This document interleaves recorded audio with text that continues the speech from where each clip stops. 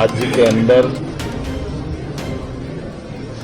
किसी भी प्रकार से किसी नागरिक के जीवन में कोई कष्ट आए, सरकार ऐसा कभी नहीं चाहेगी। लेकिन सुप्रीम कोर्ट, हाई कोर्ट और उनके माध्यम से यूनियन कार्बाइड के कचरे का निस्तारण करने के लिए जो जगह बताई गई है वो एक अपने आप में फैक्ट्री भी है और जो हमेशा इस प्रकार के निष्पादन के लिए वो योग्य स्थान सुप्रीम कोर्ट के द्वारा बताया गया है। तो मैं आपसे अपील करना चाहूंगा कि जो कोई भी हमारे समाज के अंदर इसकी गलतफहमी फैलाता है उससे बचाने की जरूरत भी है। सरकार पूरी तरह से गंभीर होकर के वैज्ञानिकों के मार्गदर्शन में ही यूनियन कार्बाइड के कचरे का निष्पादन करेगी। किसी भी हालत में किसी व्यक्ति के जान पे कोई खतरा हो जाए, ऐसा हमारा कभी किसी प्रकार का कोई स्टेप नहीं हो सकता है। इसलिए कोई गलतफहमी फैला इसके चक्कर में नहीं पड़ना है, हमको सावधानी रखना है।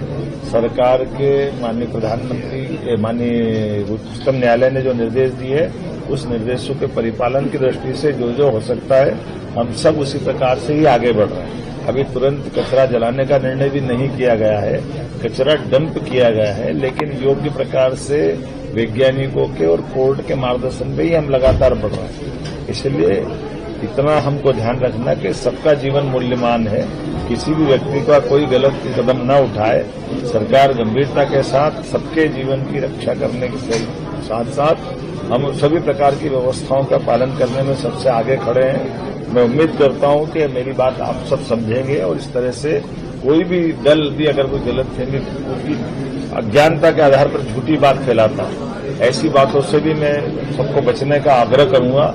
क्योंकि जो वैज्ञानिक है, अलग अलग 12-12, 13-13 कमेटियां बन रही है, अलग अलग अनुसंधान संस्थान ने अपनी रिपोर्ट दी है, सुप्रीम कोर्ट, उच्च न्यायालय ने सभी प्रकार से उसका परीक्षण भी किया है और हमारे द्वारा ऐसी कोई बात भी समाज की आएगी तो वो भी उनके सामने रख देंगे। लेकिन केवल वोट की राजनीति के कारण से कोई झूठी बात फैलाता तो ये मैं उसके लिए क्या कह सकता हूं, उसके लिए निंदा ही करूंगा कि उनको इससे बचना चाहिए। क्योंकि हमारे कई नई पीढ़ी के बच्चे अगर ये गलतफहमी पालेंगे तो ये किसी के लिए भी ठीक नहीं होगा।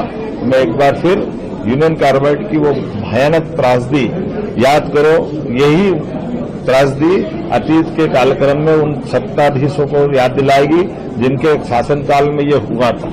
और उनके दल के लोग अगर ये गलतफहमी फैला रहे हैं तो आज 40 साल बाद भी अगर वो इससे बाज नहीं आ रहे हैं तो मैं उम्मीद करता हूं कि वो इस घटना से सबक ले लें।